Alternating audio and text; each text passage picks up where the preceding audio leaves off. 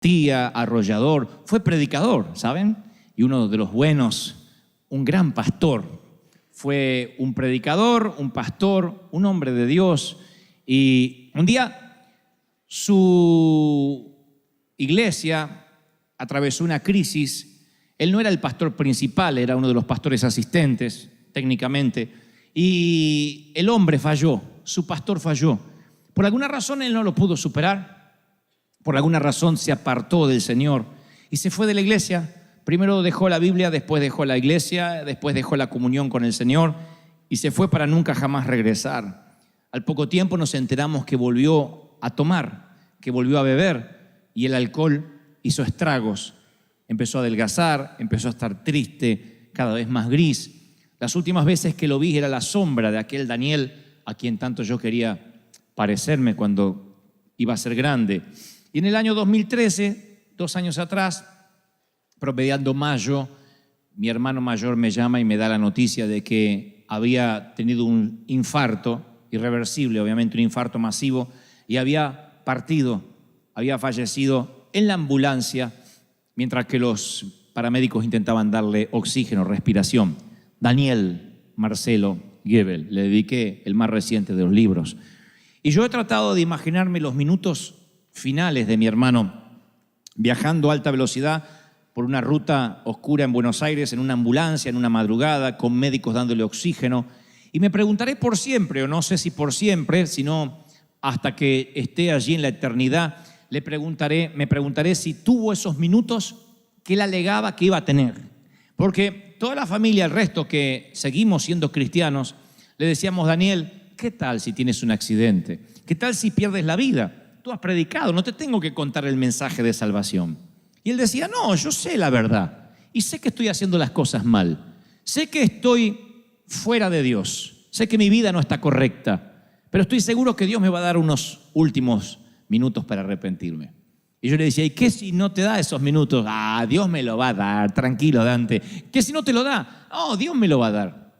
Así que se imaginan que lo primero que pensé es si tuvo esos minutos antes de morir. Me lo imaginé a Daniel con la última imagen que se llevaría de su paso fugaz por esta tierra, que era el techo de una ambulancia y unos cuantos desconocidos sobre él intentándole dar oxígeno. Y tal vez tu corazón no esté dando su último latido, pero sí hoy llegaste a este servicio con tus últimos ahorros, la última solución, la última pizca de café, el último crédito, la última oportunidad, el último análisis. Siempre llegamos a lo último de algo, la última onza de paciencia. Tenemos temor a que nos demanden, temor a terminar últimos, temor a perder los ahorros. Ese bulto en el pecho o en el antebrazo nos produce cierta preocupación. Ese lunar no nos gusta nada. Ese tipo que se mudó en la cuadra no nos da tranquilidad. Y entonces empezamos a tener miedo, empezamos a tener temor. Y decimos: ¿qué tal si se me agota lo último que tengo? Nos llenamos de ansiedad. El miedo te encierra en una prisión y no puedes salir nunca más. Eso es lo que logra el miedo. El miedo nunca logra otra cosa que meterte dentro de una prisión y no te permite salir, ni ser feliz, ni ser libre. Ahora imagínate un día, un solo día, solo un día sin temor, un día sin miedo, sin temor al fracaso, sin temor al rechazo, sin temor a la tragedia. Imagínate un día sin pensar que algo le pasará a tus hijos, que te faltará dinero, que no vas a comer mañana, que podrás pagar el mortgage. Un día sin temor alguno. Tú dices: wow, nunca lo había pensado así, creo que sería muy feliz. Y por eso el Señor preguntó: ¿por qué teméis? ¿Por qué tienes miedo? ¿Por qué tienen miedo? Lanza la pregunta a los muchachos que estaban mojados y empapados en medio de una tormenta. Preguntarle por qué tienen miedo en medio de una tormenta atroz es como que un nadador le pregunte a otro: ¿por qué estás mojado? Porque es lógico que tenga miedo. Se supone que estamos en una tormenta y se supone que tengamos miedo. Los hombres escuchan la pregunta y están muy serios. El crucero acaba de convertirse en una pesadilla aterradora. Y así es como uno de ellos recuerda el viaje. Dice: luego el maestro Jesús subió a la barca y lo siguieron los discípulos. De repente se levantó en el lago una tormenta tan fuerte que las olas inundaban la barca. Mateo 8:23. Escuchen este detalle, no se lo pierdan, por favor. De repente, una gran tormenta se desató en el mar. No todas las tormentas vienen de repente. En la pradera los agricultores ven los cambios de nubes y dicen, me parece que va a llover. Los que saben de tormentas dicen, mi mamá decía, me está doliendo la cadera, va a llover. Nunca supe cómo se conectaba la cadera con el clima, pero no fallaba la vieja. Era un barómetro. Ella decía, me duele la cadera, va a llover. Nunca usamos servicio meteorológico. La gente venía a decirle, Nelly, ¿le duele la cadera? Sí, ¿para cuándo? Para mañana. Y se venía la tormenta. Sin embargo, dice el apóstol, no, que esta tormenta saltó como un león desde el césped, de golpe, agazapada. Y Pedro y Juan luchan, son pescadores. Y el oficio les hace hacer que traten de mantener la vela lo más abajo posible. Mateo es recaudador de impuestos. Mateo trabaja en el IRS. Sabe tanto de velas, barcos y tormentas como yo de japonés, mandarín e inglés. Así que Mateo, el único esfuerzo que hace es por no vomitar o vomitar lo menos posible. La Biblia no dice que haya vomitado. Y él hubiese preferido relatar la historia de la siguiente forma, decir, y Jesús subió a la barca y entonces un arco iris apareció y vieron una bandada de palomas en formación de cruz. Esa hubiese sido una historia poética del Señor. Sin embargo, dice, el Señor se sube a la barca y se levanta una tormenta tan fuerte que las olas inundaban la barca con el Señor arriba. Esto me enseña una lección, señores. Subirse a la barca con Cristo puede implicar que tengas que mojarte con Él. Y no aprender o no entender este principio o este concepto básico nos causará muchos dolores de cabeza. Yo provengo de una iglesia donde se nos enseñó que si tu vida empezaba a tener tormentas es porque te habías alejado del Señor. A saber, por ejemplo, entrabas a la iglesia, mi mamá entraba con el dolor de cadera, que lo único que hacía es hacer un bien a la comunidad porque estaba haciendo el servicio meteorológico para el barrio, y ella decía, me duele la cadera. El pastor decía, no está bien con el Señor. Algo debe estar haciendo mal, si no tendría por qué estar enferma. Y los seguidores de Jesús se enferman de malaria, entierran a sus hijos, luchan con adicciones, se enfrentan temores. No es la falta de tormenta lo que los distingue, sino que Jesús está en medio de esas tormentas. No es que no van a tener tormenta, porque cuando nos enteramos que un misionero fue ajusticiado, o que perdió uno de sus hijos, o que un cristiano tuvo un accidente, decimos, ay, ¿cómo Dios? Pero eso es lo que no entiendo de Dios, si servía al Señor. La Biblia no dice que estaremos exentos de tormentas, pero sí promete que nada nos puede pasar si Él está en la tormenta. Ustedes dicen, pero ¿cómo no me puede pasar nada malo si les pasa cosas malas? Pero el Señor vuelve a decir, quiero que entiendas lo siguiente, a lo mejor la tormenta es espantosa, a lo mejor la nube se pone tan negra que dices voy a morir, pero nada va a salirse de mis manos ni de mis planes porque yo estoy al control y yo soy el que invito. ¿Lo creen, sí o no?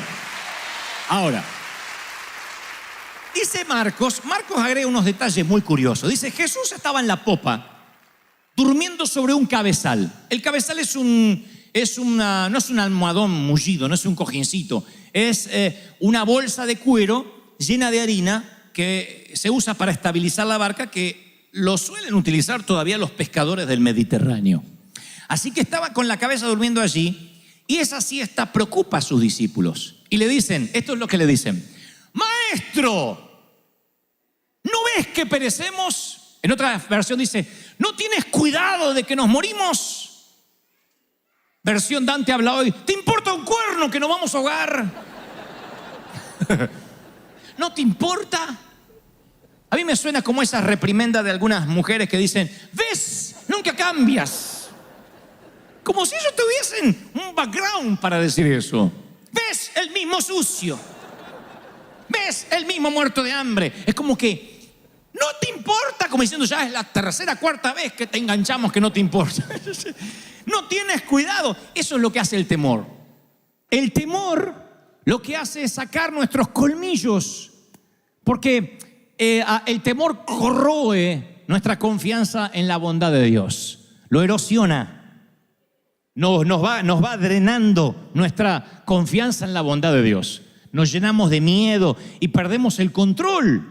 Y perder el control es lo que más miedo nos da cuando no tenemos el control de las cosas. Mamá, además de ser madre, esposa, hija y abuela, era controladora de la vida de todo el mundo. Ella podía controlar todo.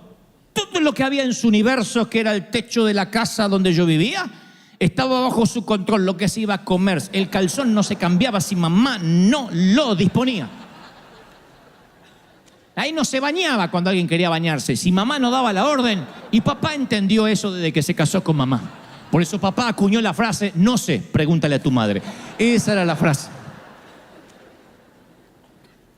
Papá se declaró incompetente en la causa desde que se casó con la vieja. Dijo, la vieja decide, yo apruebo o desapruebo. Igual no importaba lo que dijera el viejo, porque la vieja era la última palabra. Había hablado Fidel Castro en Cuba cuando mamá hablaba. Esa era mamá.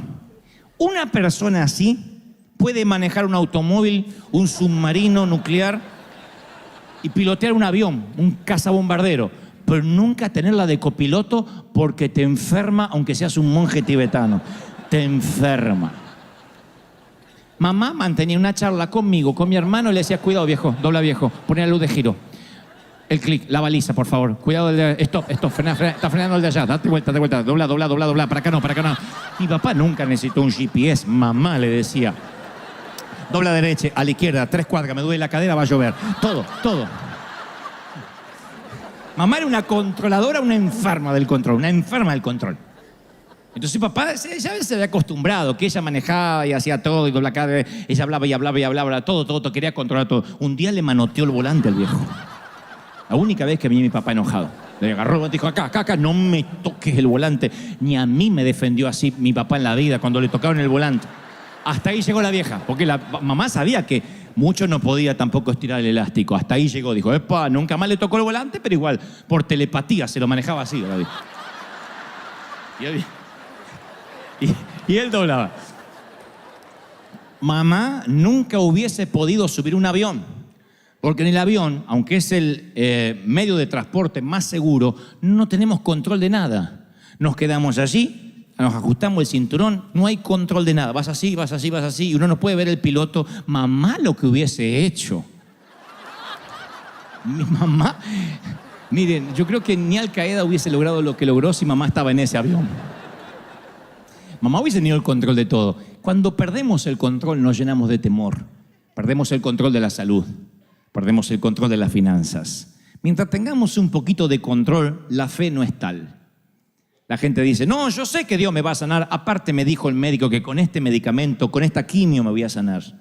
Yo sé que Dios está conmigo porque aparte me lo dijo el contador, que no todo está perdido, que puede arreglar todavía los papeles. Mientras que haya una esperanza de que todavía tengo el control, no tenemos temor. Pero llega un momento en que llega la carta del banco y te dice que estás fuera, que eres historia, 5 días para desalojar. O el diagnóstico, no podemos hacer nada. Vaya a casa y pase los últimos días con su familia. O el día que nos enteramos de que el amor se fumó. O el día que nos enteramos que finalmente lo que temíamos ocurrió y no hay esperanza. Y cuando se acaba nuestra esperanza de control, es allí cuando decimos como las hermanas de Lázaro, yo lo único que quería es que lo hicieras, que sanaras a mi hermano, pero no estuviste aquí. ¿No ves que mi hermano se murió? ¿No ves que perecemos? Y la fe de resurrección es la que abandonamos. Pensamos que el Señor, hasta Dios tiene un límite. Hasta Dios puede hacer milagros, pero bueno, no tan al límite. Y yo recuerdo de mi mamá todas las frases que ella tenía, una detrás de la otra, muchos clichés, muchas frases. Y Jesús le declaró la guerra al temor, al punto tal que él mencionó 125 oraciones en modo imperativo, de las cuales 80 tienen que ver con no temas, no tengas temor, no te inquietes. Y en toda la Biblia, desde Génesis hasta Apocalipsis, la palabra no temas figura, adivinen, 365 veces. Podría figurar 364 veces si estaría bien, o ¿qué tal 366? Pero solamente aparece no temas y es la única frase que se repite 365 veces. Eso tiene que tener una explicación. Y la primera que se me ocurre es la que se te está ocurriendo a ti también. Hay un no temas para cada día del año, desde el 1 de enero hasta el 31 de diciembre. No temas, no temas, no temas. Alguien necesita oírlo. No tengas miedo. No teman. Ustedes valen más que muchos pajaritos, le dice el Señor a un grupo de gente. No teman por lo que habréis de vestir o de comer. Menciona en otro mensaje. Y como si no tuviera otro tema, más adelante dice, no temas, cree solamente. Tened ánimo, soy yo, no temáis. Menciona caminando mientras que se parece un fantasma sobre el agua. No temáis a los que matan el cuerpo. Preocupaos si pudieran quitarte el alma, pero no temas por el cuerpo. Le dice a su grupo íntimo. No temas, manada pequeña, a un anillo más grande, ya es un círculo un poquito más grande, porque vuestro Padre os ha placido daros el reino. No se turbe vuestro corazón, ni tenga miedo, le dice un padre desesperado. Luego hay una gran multitud y dice, y oiréis de guerra y de rumores de guerra, mas ustedes no teman, no tengan miedo. Va a ser un milagro. Jesús se le acerca, lo toca y le dije, levantaos. Y los leprosos que nadie los tocaba, dice, ¡hey! No teman. Cuando el Señor ascendió a los cielos, si pudieras haber hablado con cualquiera de los discípulos, le preguntarías, ¿qué frase repetía una y otra vez? No será levántate, ni serás poderoso, ni los ungiré. Es, no tengas miedo. ¿Por qué tienen miedo? Hombres de poca fe. Yo estoy en la barca, estoy en tu vida. ¿Me veas o no me veas? Y si cuando a la altura de los ojos me tratas de buscar y no estoy, búscame entre los cabezales, quizás esté echando una siesta. Si no estoy en estribor, estaré en la proa, a babor, en algún lado en el barco, pero no me bajo del barco si tú estás arriba. Y más, si yo te invité a navegar, yo no me bajo del barco. No tengas temor.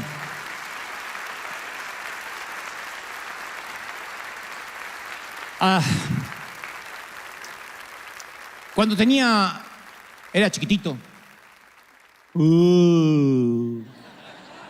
6 años de edad, insistí por mirar una serie de televisión en la República Argentina que era conducida por un actor y además guionista llamado Narciso Ibáñez Menta.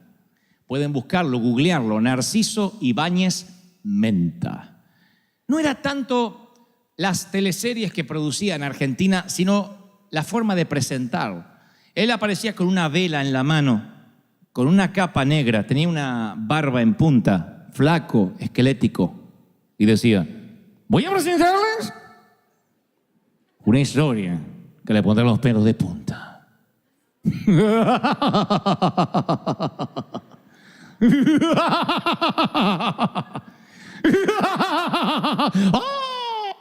Yo me hacía encima, nunca fui estreñido de vientre por esa serie, por esa. Me orinaba en los pantalones. Lo que vamos a ver ahora es el regreso. Así hablaba, el regreso del monstruo. Hubo una remake de ese regreso del monstruo llamado El Pulpo Negro, que se trataba de un asesino serial que mataba gente, le dejaba como marca personal un pulpo negro encima del cadáver. Así que un día le dije, papá, ¿puedo ver el pulpo negro? Ni loco. Por favor, déjame ver el pulpo negro. Bueno, mírelo y ya está.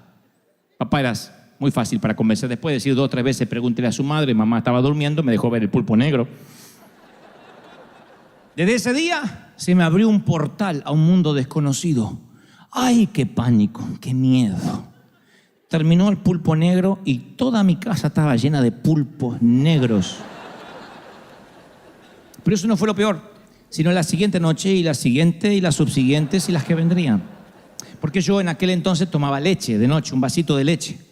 Y a veces me olvidaba de tomar la leche y tenía que ir hasta la sala, hasta la cocina, abrir la nevera para la leche. Pero yo estaba seguro que el pulpo negro habitaba entre la habitación y la nevera. Así que pasaba por la habitación de papá y decía, pa, quiero leche. Agarre de la nevera. No, está el pulpo negro. Mi papá se armaba de valor sobrehumano. Ese hombre me escoltaba a través del valle de sombra y de muerte. Y en pijama, Porque uno dice, si tengo que enfrentar a un delincuente me arreglo un poco. Él no, en pijama. En pijama iba así y sin miedo al pulpo negro. Abría la nevera, me servía el vasito de leche, esperaba que lo tomara y decía, a la habitación.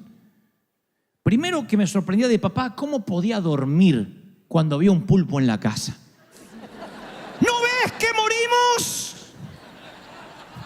¿No te importa que nos hundimos? Oh, entendía a los discípulos. Dormía como un condenado mientras que el pulpo merodeaba a los niños de ese vecindario. Y lo segundo, cuando él se levantaba y me daba el vaso de leche, casi sin encender la luz de la nevera era el único testigo de lo que ocurría. Yo miraba a mi papá y decía, ¿de qué está hecho este hombre? ¡Qué valor sobrehumano!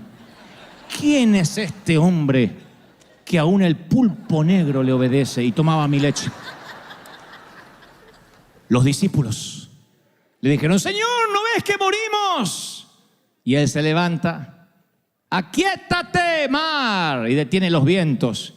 Y los discípulos dicen, ¿quién es este hombre que aún el viento y el mar le obedecen?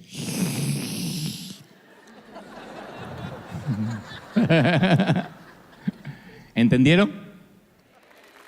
El Señor ve tu tormenta, tu crisis, como mi papá, el pulpo negro.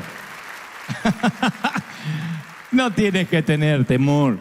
Él se levantó, reprendió los vientos y al mar y le dijo, aquíétense. Y ellos dijeron, wow, ¿de qué está hecho este hombre? Mis queridos,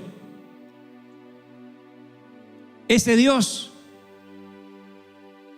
que transformó una tormenta en una cálida tarde primaveral, estoy seguro que le dio una oportunidad a él, Daniel, a nuestro Daniel, a mi hermano.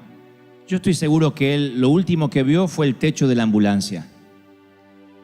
Pero lo próximo que vio inmediatamente fue el brazo del Señor rescatándolo. ¿Por qué lo sé? Porque no importa cuánto dure una tormenta, si el Señor está allí. Y mi propio hermano decía, yo sé en lo que he creído. Sé que estoy haciendo las cosas mal, pero sé la verdad. Mi otro hermano mayor, Sergio, me llama hace unos meses atrás y me dice, Dante, yo no soy místico, no soy de tener sueños, pero soñé a Daniel, o lo vi, lo visioné. Dijo, entró por la puerta de casa y no estaba flaco como cuando murió. Estaba como cuando tenía 20 y tantos años, con esos dientes blancos todavía. Y estaba vestido de blanco al tono, con un sombrero de capitán, como quien se va a navegar en un plácido velero en el mar Caribe. Entró y me dijo, Sergio, dile a todos que llegué y los espero. Y luego se dio vuelta, dice, y vi su espalda grandota, porque yo siempre lo veía flaquito a lo último, y él estaba con su espalda así, derechito. Como un capitán, derechito así, se fue. Daniel, tal como yo lo admiraba, como ese gigante que era cuando yo era chiquito. Y cuando me lo contó mi hermano, me conmoví hasta lo más profundo de mi ser, porque le pregunté, Sergio, ¿y se estaba riendo? Oh, sí, Daniel siempre se ríe. No en los últimos años. No, pero sí estaba riendo con ese humor de siempre. Me dijo, estoy bien, los estoy esperando. Por eso estoy seguro que aunque Daniel vivió los últimos años en una tormenta, conociendo a Jesús, conociendo al capitán de los capitanes, estoy seguro que no se hundió. Estoy seguro que en el último minuto, ahí en la ambulancia, le dijo: ¿por qué tienes miedo, Daniel? No tengas temor. Y se fue.